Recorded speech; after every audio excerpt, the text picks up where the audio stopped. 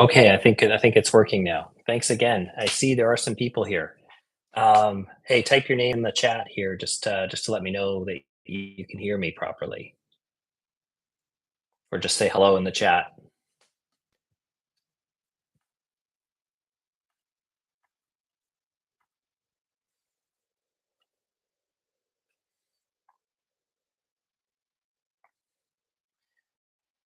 Just if anybody's here, say hello in the chat. I can see some people are watching.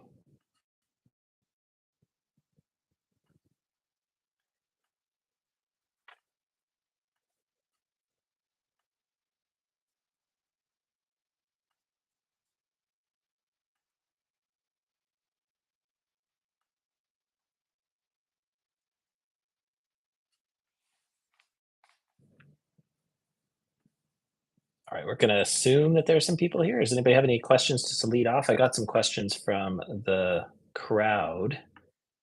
Um, say hello if anybody's on. I see there is someone looking right now.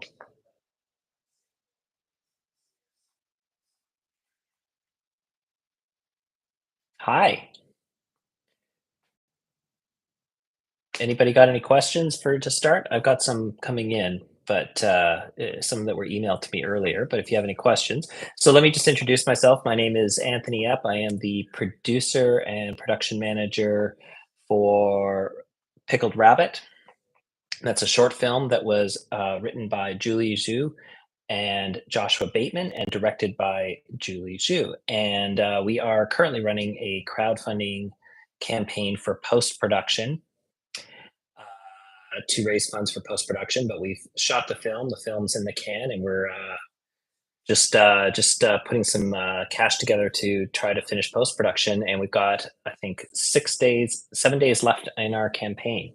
So that's kind of just a premise for this. And I'm here to answer any questions you have about making films, producing, experiences on Pickled Rabbit. Anything else? Life questions? Although maybe you can give me some life advice. Go ahead and ask any questions if you've got any.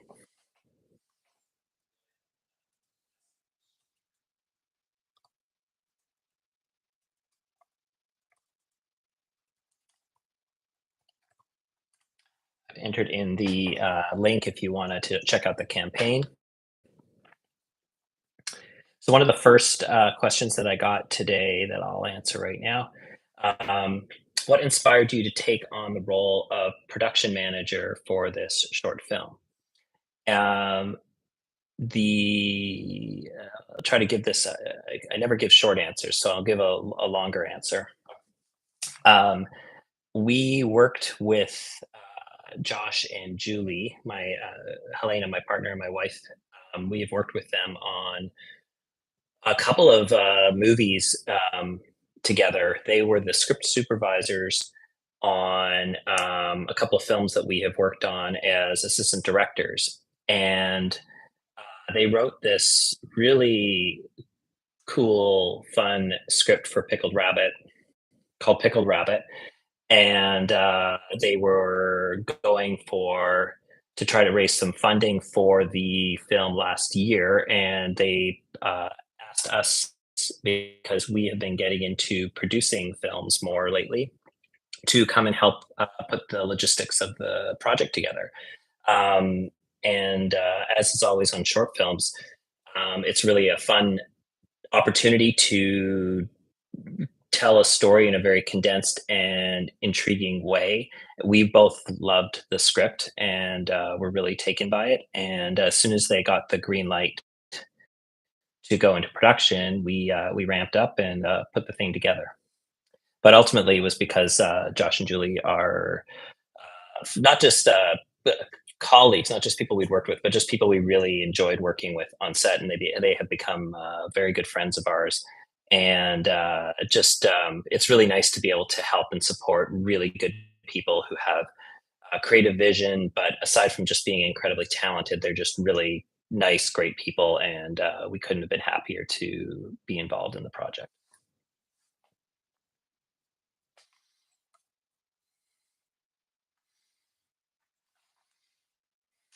Can you share a little bit about the story and the themes of the film? Absolutely. Let me think. Where's best to start on this? It's kind of so Pickled Rabbit. Um, it's a really a it's the long and short of it is that Pickled Rabbit is essentially it's a metaphor for the story of immigrant children who will do what's necessary to win the approval of their parents, and this kind of takes it to that next level. So the main themes that are kind of explored in it is that idea of like, what would you do to gain the approval of your mother in this case, and it turns out you would do quite a lot. And then there's this whole theme around the pickled rabbit itself, which is uh, eh, there's a mythology around this that ties itself to the I believe the mid autumn a mid autumn festival that's based off a real Chinese myth, and so the god of the pickled rabbit, Bao Shen, is a creation um, that tells the story of this beautiful maiden who's imprisoned, I think, on a moon, separated from her husband for eternity, and then her only companion is this jade rabbit that pounds that has this sort of like elixir of life, I think. And then what happens is that there's this whole thing around a cup of mercury and moon motifs and so on, and that's where we've brought those into the film. And if you see some of the behind the scenes images of the film, you'll see how we've really incorporated all of the mythology. But look up that mythology, and I think Julie could probably explain it better. um, but yeah.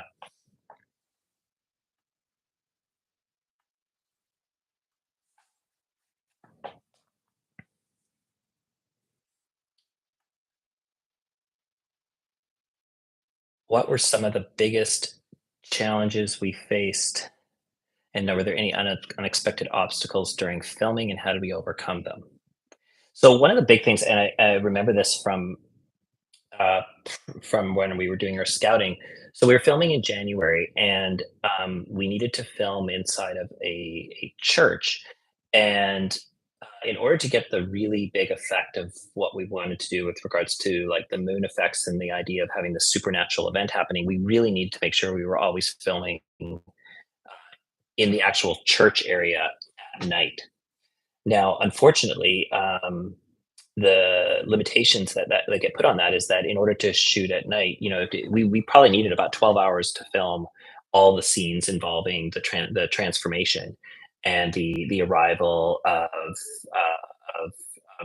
the the arrival to the altar and to the ceremony, and all of that had to be done at night. But it gets dark around 5 o'clock, and then we had a curfew with the city at 11 o'clock, which meant we had to have like everything, all the lights down and everything like that by 11 o'clock at night. So it really only gave us 5 to 6 hours of darkness to film in. And so what we had to do with the AD and with Julie and Josh and sort of just working this out with the DP is we had to divide the shooting upstairs into 2 nights and then film all the other stuff during the day. And normally on a film production, you don't want to keep moving back and forth. It would be in an ideal situation, you'd be able to just film everything upstairs and all the way through. And what we would have done is tried to get an extension on the curfew, maybe stay, even shoot throughout the night. But we realized the cost of getting that kind of an extension and the need to make sure that we had all the neighbors on board and everybody on board would have just been way too much. It just wouldn't have worked. So we had to settle for making sure that we were always finishing our shooting day before 11 o'clock, and we couldn't really start filming upstairs until after 5. Also, we had, and the church was really great about working with us, but we had a couple limitations in that there were groups that were in the church up until about 1 o'clock in the afternoon, and so in many cases we actually couldn't even start filming until about 1. So we had to kind of take 2 full days of filming, and we would always lose about an hour or two on either side in order to accommodate the church schedule as well. So that proved to be a bit of a challenge. But everything else was actually pretty smooth for the most part. I mean, we had some small, technical things, but nothing that was out of the ordinary. You'd have things where like, we have these remote video transmitters so that you can send signals from the camera to other monitors and stuff. And some of them weren't working, and cables weren't working all the time. But other than that, it was just stuff we had to kind of sort out and replace items and so on, which essentially became um, Helena and myself, and Helena and I were producing as well on this, and we had to just do a whole lot of driving and picking up while the production was going on. So for us, we wound up spending maybe half of our time in the car and half of our time on set.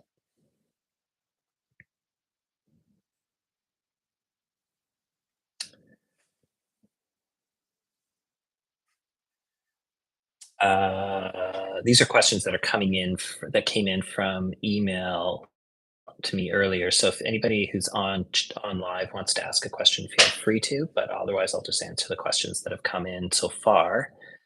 Um, how did we find our crew and cast for the film? This, I have to say, was so. The question is, how did we go about bringing in our cast and our crew for the film? Um, the cast and the crew, largely the casting was all done by Julie and Josh, and they found our three actors.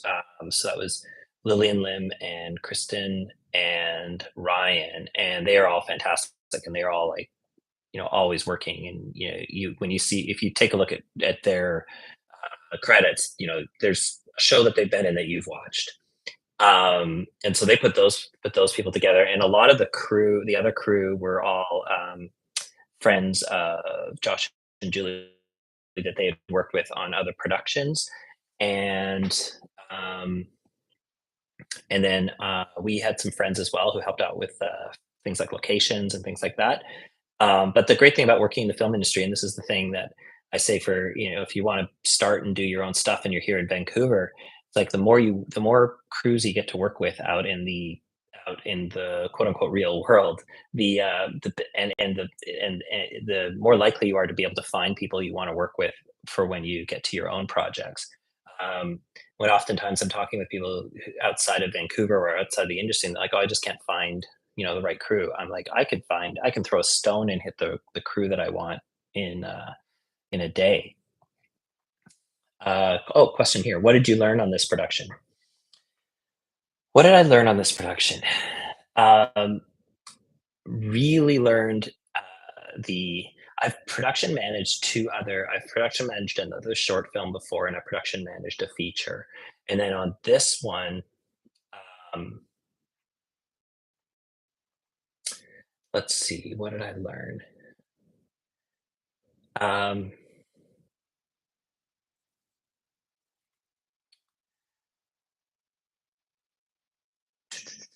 what did I learn on this one? I'm trying to think. I'll come back to that answer. Oh, let me. It's a good challenge. What did I learn on this production?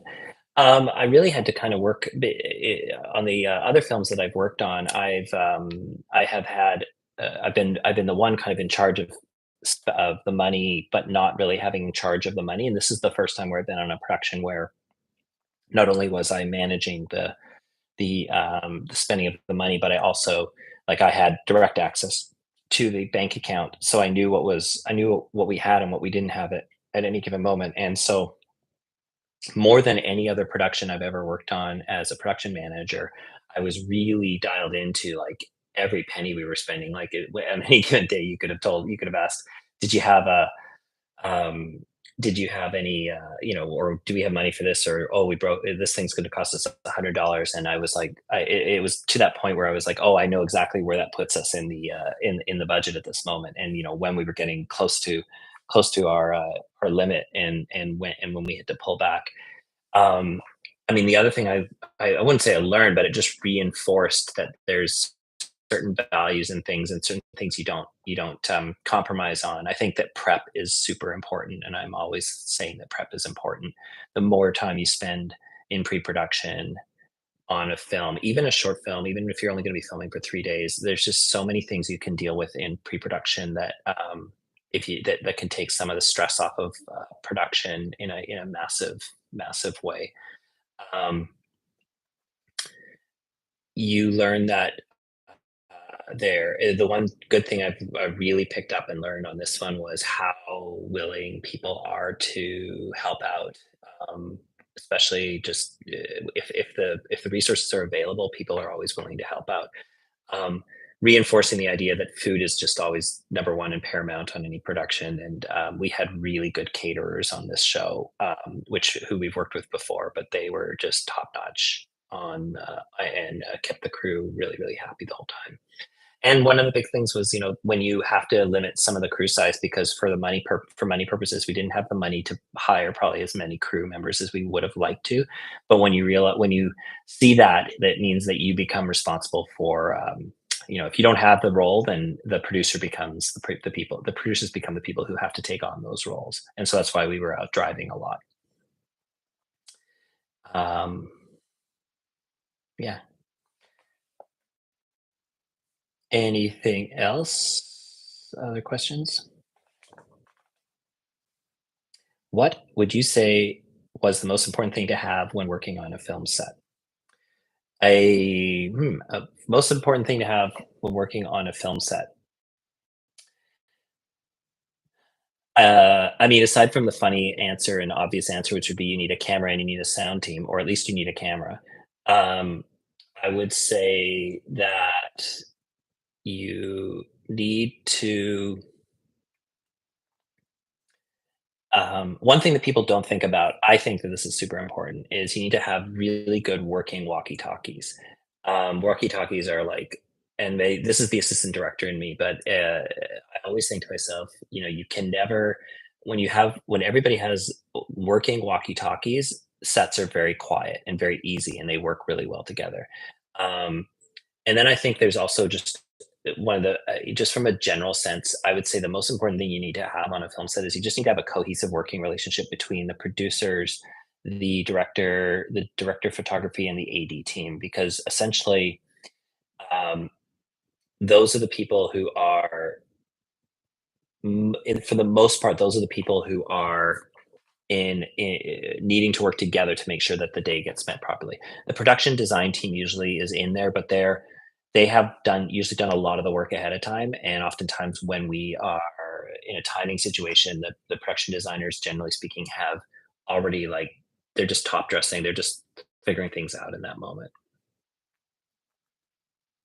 But it's really important to just have a really good working relationship amongst the entire team. Um, and a working phone.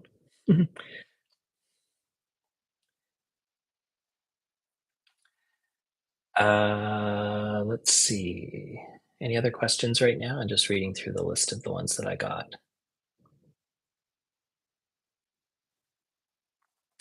Current status of the post-production process. So and we've got a rough cut, and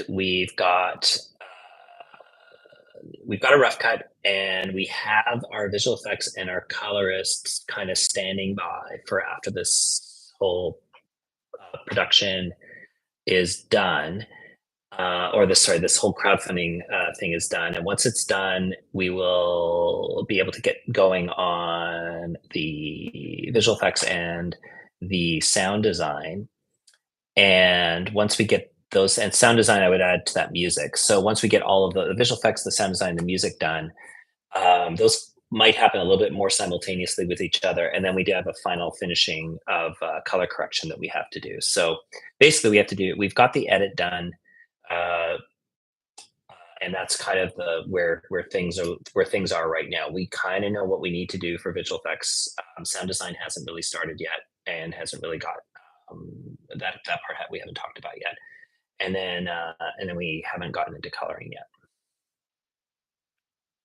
What was the biggest challenge on this production? The biggest challenge on this production, I would say,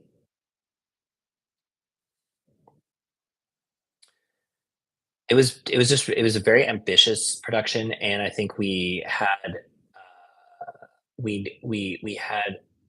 high expectations, but not the just like lots of films, high expectations, but not the money to accomplish them.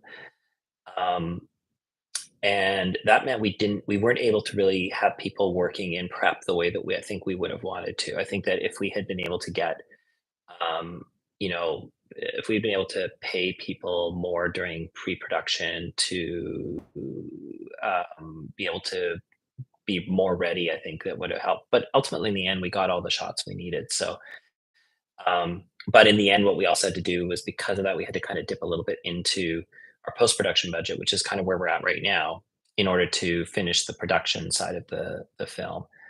Um, mhm. Let's see. What festivals will we be applying to? Ooh, that's a good question. Um, I mean, I think right now we are the timing all comes down to when can we get this thing finished?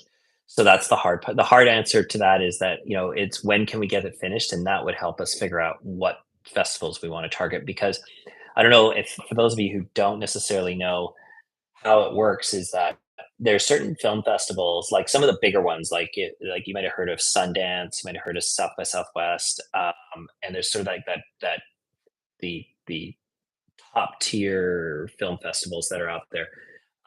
They are usually the ones that everybody targets, and they're usually the ones that have the huge biggest competition. But they also one of the things they have is that they ask for a premiere status for the most part. So that means that you can't show your film at any other festival before you show it there.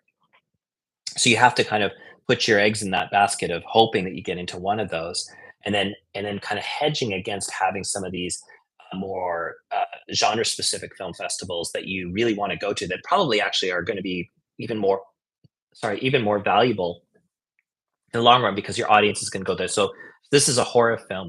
There's some really good horror film festivals that are out there.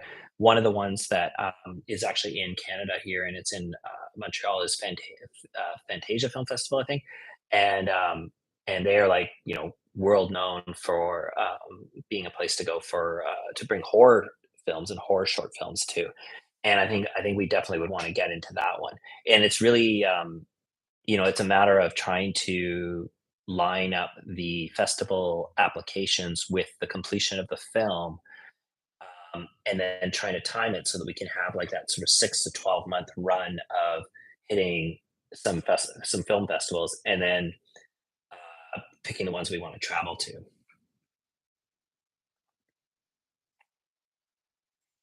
I know that for Josh and Julie, because they have a lot of family and friends and stuff from the Ottawa region. I know they want to make sure that we do get an East Coast film festival as well. So I would say like East Coast, West Coast, sort of like Vancouver area, East Coast of Canada slash northeastern United States.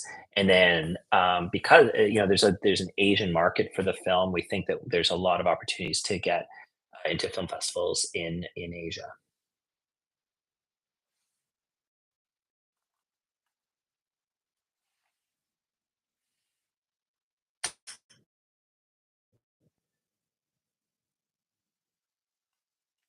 Let's see. It's a question of what's next for me after this short film. Any upcoming projects? One of the yeah, I mean, yes. To short answer is yes.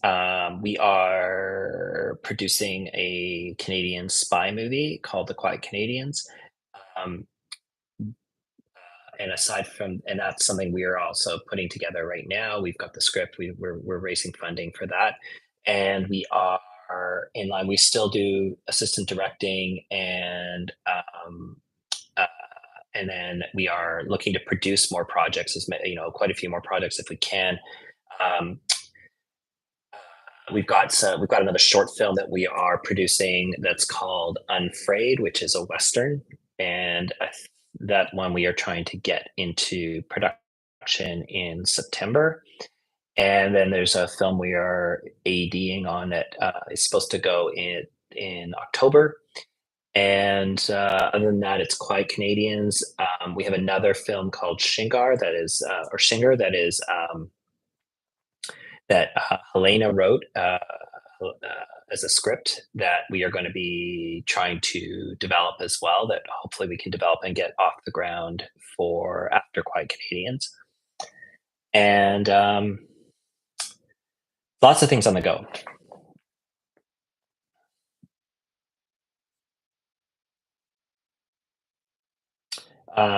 Good question. With any story involving cross-cultural themes, can you share your general thoughts or experiences on producing multilingual projects compared to English only? Um, this was an English language script for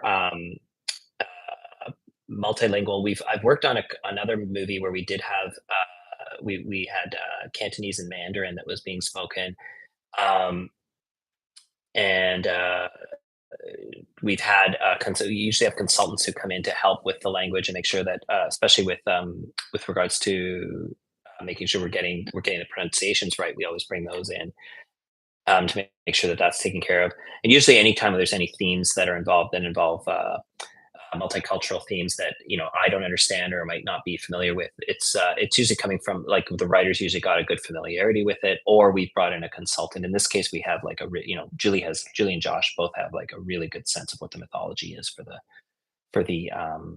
film.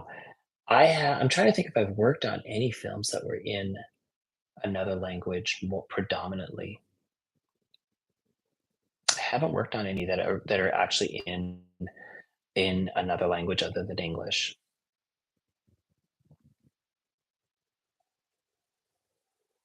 The the standard of making a film is pretty universal. It's kind of fun because you work with people from different backgrounds in different countries and so on. And while some of the mechanisms are a little bit different, it's sort of there's still a basic language, film language, and so on to making the film, to putting the film together. And then it just comes down to work expectations. Certain countries have different ways of working, and like different hours requirements, different like expectations regarding days in a row and things like that. And that's more the you sort of have to fit within that little um, fit your plan within everybody's paradigm of whatever country you're in and so on. But ultimately, the idea and the language is pretty universal, which is why oftentimes you have um, influences coming in from overseas to Western films because the films themselves, like some of these really great films from China or from Japan and India and so on. The films themselves are constructed very or are tell the story in a very similar way that you would expect from a Western film. It's just how the mechanism, like the way the crews work and so on, that tends to change. Did that answer your question?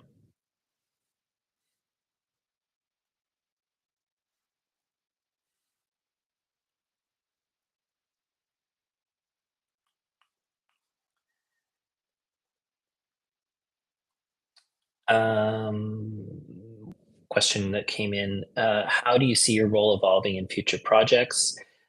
More production management, producing, or perhaps directing? I mean, yes to all three. I see myself as this is not meant to be it's not to be pretentious at all, but it probably will come across as pretentious. I don't see myself as like doing one thing. Like someone asked a director once asked me like, where do you see yourself going? And this is when he was hiring me as an assistant director for his film, and I was talking about, well, I want to produce, I want to direct, and so on. And he said, no, pick a lane, be a really good assistant director. And if you're a really good assistant director, you'll get work, and you just do that for your whole life, and you'll get work. And I thought, yeah, okay, that makes sense from a career standpoint.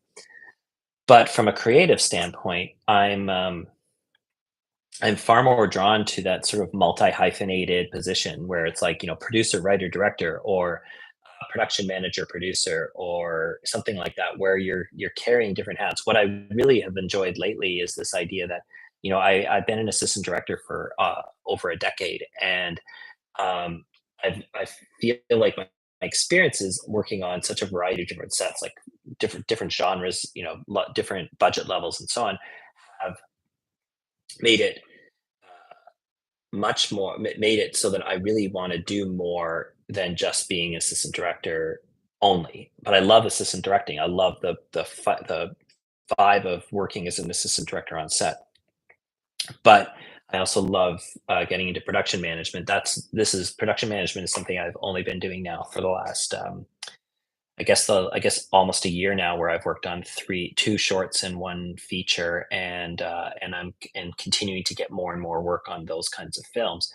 And I'm really enjoying production managing. Like I just love, it's kind of like taking the AD experiences and being able to expand on that and really focus on problem solving on a different level. And I like being a leader and taking leadership roles on a film set. And I like solving bigger problems, and trying to manage people. And I think as I do more and more of that, I'll improve my ability. I always think of production managing and producing is really about managing people, and that doesn't mean managing like getting them to do what you want. It's about just really keeping crew morale up, making sure that the crew know that that the crew are not are able to are given the opportunity to do their work in the best way possible. And I think that's the role of the producer. The producer's role is to try to make everybody's job better and more efficient within the constraints that you've been given. You can't. We all have budgets. We all have money to work within, so you can only do so much. But your objective as a producer is always to get the best and the most out of your crew, and that takes a lot of leadership. And I don't think I'm ever going to be an expert on leadership, but it's definitely something that I'm excited about. I've always loved leading teams and leading groups, and trying to be in the kind of position where I can help others succeed and help others excel and give other people the opportunity to shine and be heroes. And a film set's a great example of where that can happen, because actors, directors, crew, everybody has an opportunity to shine on any given day, and to be a part of to be a significant part of the production. And when you give everybody that opportunity, you get gold, and you get like filmmaking magic.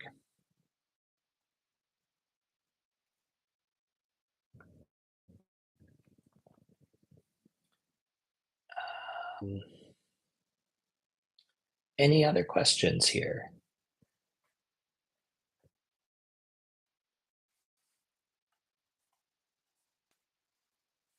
I've seen questions from two different people, but I see there's a third one on there. So I don't know if you have any questions, whoever mystery person you are.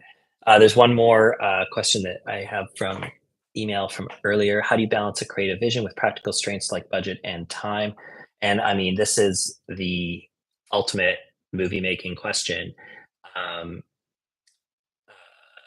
you're you're always managing creative with budgets and time, and time and budget are basically time, budget, and your creative vision are all kind of part of a balancing act, where you can't have a project that is so ambitious that the budget and the time can't keep up with it, and vice versa. You can't have such a low budget that it can't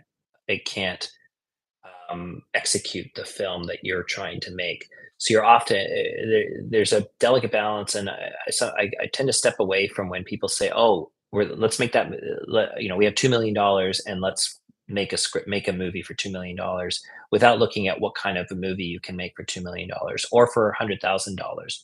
We made our first feature for I mean, realistically, it was under 200,000 in the end. I mean, we got post-production help from Telefilm, but in the end, it was about a $200,000 or under movie. And we just learned how to manage resources and make it work the best way we could with the resources that we had. and we didn't make excuses for it. And I think that's the one thing you have to do on a movie production is you can't make the excuse of, well, we don't have enough money, because nobody ever has enough money, and you can't make the excuse that, well, we ran out of time, because nobody ever has enough time. And if you go in with a movie idea and a script that can be executed and done for the money that you have available to you, then the movie will turn out well. If you have a movie that's far too ambitious for the money you have, and you don't plan accordingly, and you don't try to make it so that it can work within the budget, then you will be disappointed with the result. And it's one of those things where you can almost have something that's too ambitious. People who is a film project that's too ambitious for the money you have, will not look the way that you wanted it to look. Whereas and will not turn out the way you wanted it to turn out, because you just won't have the money to do what.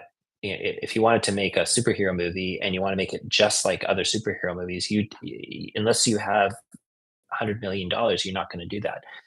You can't make a James Bond movie for the nowadays. You can't make a James Bond movie for the same cost that you made a James Bond movie in 1962. 1962, they made a James Bond movie for $1 million, which even at that time was a low budget film.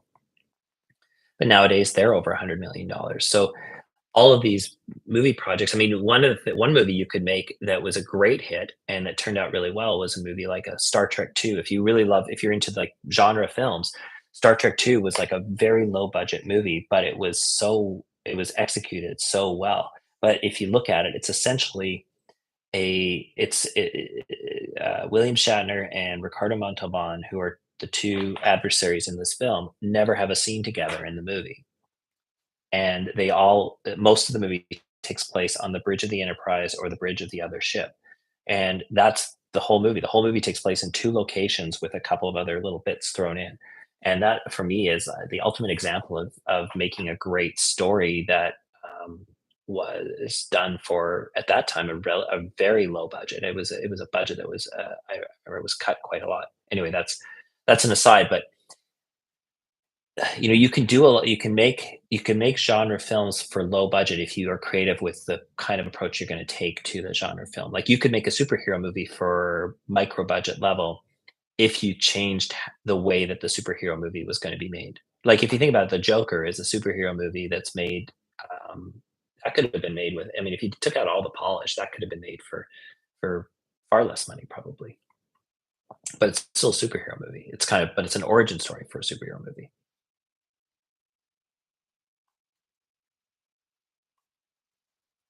Okay. I kind of got no more questions from before. Does anybody else have any more questions?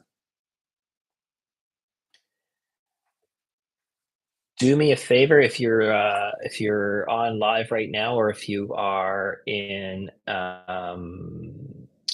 this replay before June the 15th, I think, before June the 15th, go to Seed and Spark /fun /pickled rabbit.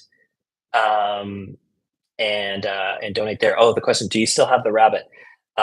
Yes, we do still have the rabbit. I believe it's sitting at the special effects house, and it is still around. I think there's some talk about having it make a few appearances sometime in the future in public.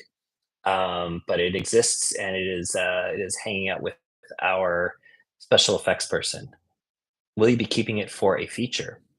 More than I imagine that we would. Um, Hopefully, the feature they'll make a couple more, but it turned out really well. I mean, I have to say that the the the rabbit, if you will, this sort of like monster rabbit, is unbel it turns out it looks so good. There's some photos. I know we've put some photos up of the rabbit, kind of still photos up, and it just looks so good. Our team, Emerson, and his artistics ability. You gotta hire that guy for if you ever need to make a monster. Hire that guy. He's amazing. But we'll have to ask Julie and Josh if there's going to be a feature. So that's the thing. I know that there's talk about it, but it's their creative brain that's gonna turn this into a feature. I think it absolutely, this short film is built to have a feature around it. And the great thing about it, though, is that as a short film, as the film itself, it can stand on its own. It doesn't need any help. It doesn't need to be like a proof of concept for a feature, but the feature version of this, I think, would be an amazing film. And I have to say, like, and I realize I'm going to come across as super biased, but watching even just the rough cut, and the rough cut didn't have everything in it that it's going to have when we get through it. But the rough cut was really one of the best short films I've ever worked on and ever seen. So I think it's gonna be amazing. It is creepy and freaky and scary and lovely in all the right ways. If that's not a good plug for the film, then I don't know what is. But hats off to Josh and Julie for writing such a really amazing story and making and executing it well. Like it's one thing to write a story, but it's one thing to write a good script. It's another thing to execute it well. And both of them just like they're never, it's amazing to see that done so well and so methodically too. Like one of the things um, I mean, working with them on set, these two creative people, and Julie taking the reins as the director and really making hard choices, hard decisions, but being collaborative and getting them. A good the mark of a good director is the ability to be collaborative, but also to know what you're looking for and be able to communicate that properly to the people around you. Like there wasn't really a doubt most of the time when we were there that we had the right shot that we needed for the movie, or that we had the right elements in place and the right production design. And there's so much that goes into creating an environment where a movie like this can work. So, a lot of stuff you won't ever see. Like there's photos of those and that's hats off to the production design team too, but and which really speaks to the point of it taking a village. But there's stuff that was in on the set, that in the background, and stuff that you probably won't even see in the movie, but when you're there and you go, oh wow, we are in an environment here that is special, that is really like it is taking us to it's putting us in the world of our myth. And that's executed brilliantly by the production design team. Tiana and her team, again, hire Tiana, and Tiana and Jason and their team that worked just so amazingly on making sure the production design worked. But that also comes from having a really solid director's vision that is well communicated from the beginning to the end. And the only way you get what you want as a director is if you communicate that with your team properly. And that's a skill. That's not something that just gets. You can't just assume that everybody's going to see your vision and just be able to follow along. And you can't get upset when people do. I always think when the set design, or when the shots aren't right, or when things are wrong on set, it's you got to look at how is that communicated from the top. And that's a skill you have to develop, and you have to learn, you have to get practice on. But I think Julie, as the director, really um, really was able to shine on this. And I think with the story, with her and Josh collaborating together on the story really is elevated by the movie itself. Like the story was good, but the movie elevates the story. The movie makes the story even better. It's like you can make a great script really great. You can't make a bad script good, but you can make a great script really great. And that's where they came in. So if I haven't sung their praises enough, I mean, I think they're gonna if it isn't Pickled Rabbit, it's gonna be something else. But Pickled Rabbit, I think, is gonna give them something to work with in a bigger project in the future. I think it also comes from. This is one thing I will say, is that as a director, working other jobs in a movie set is, I think, it should be like a requirement to be a director. So like Julie's a script supervisor. Josh was a script supervisor.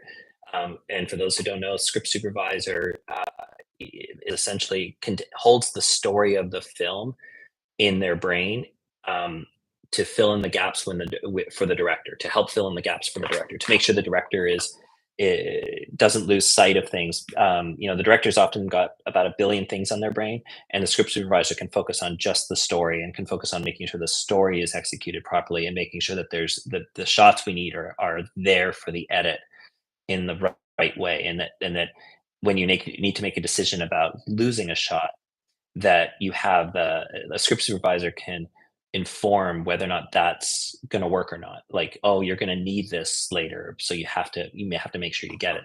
And that's only um, that comes from, the script supervisor is an invaluable tool on a movie set. And I would, anytime I see a show where they don't want to have one, I'm like, you're going to want one.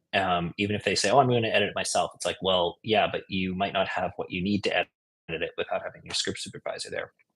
And so both of them are script supervisors. So they know the story's going to work, and they know how the story's going to, um, eh, how it needs to play out. And even if there needs to be a variation or a plan B, they know how a plan B could work if necessary, if needed. And I think that if you want to be a director on a movie set, like, the more jobs you can take that are not directing jobs, the better prepared you are. Like, knowing how, even just if you worked in lighting, if you worked in a grip department, you worked in any department, and you have an understanding of art direction, you learn how the sausage is made, so that when you are a director, you know what you can get away with and what you can't get away with. And I would say that anybody who wants to be a director, you should work in other jobs first. Work in as many of them as possible. You don't have to become an expert in any of them, but make sure you get time on set in as many other roles as you possibly can, so that you gain an understanding of how it's done. A captain doesn't need to know how the battleship moves or how the cruiser moves, but the captain should have an understanding of what they can do, how far they can push a battleship, and how far they can push the crew, and what expectations they can get out of out of the vessel that they have. And that only comes from just having that understanding. So I'm rambling, so if anybody has any other questions, please throw them in there. All right, I'm gonna call it. It's almost an hour. Seedandspark.com/fun/pickled dash rabbit. There'll be a link in the description. If you are checking it out after the campaign is closed, you can certainly follow the movie and see where it's going to end up in festivals. But definitely go there before the campaign closes, and if you want to throw a couple of bucks our way to get the post production finished, we will be more than grateful. This is the first time I've ever done a live stream, so I am going to watch this with dread later and see how I can improve it, and maybe we'll do more of these in the future. Ciao for now. Have a great evening.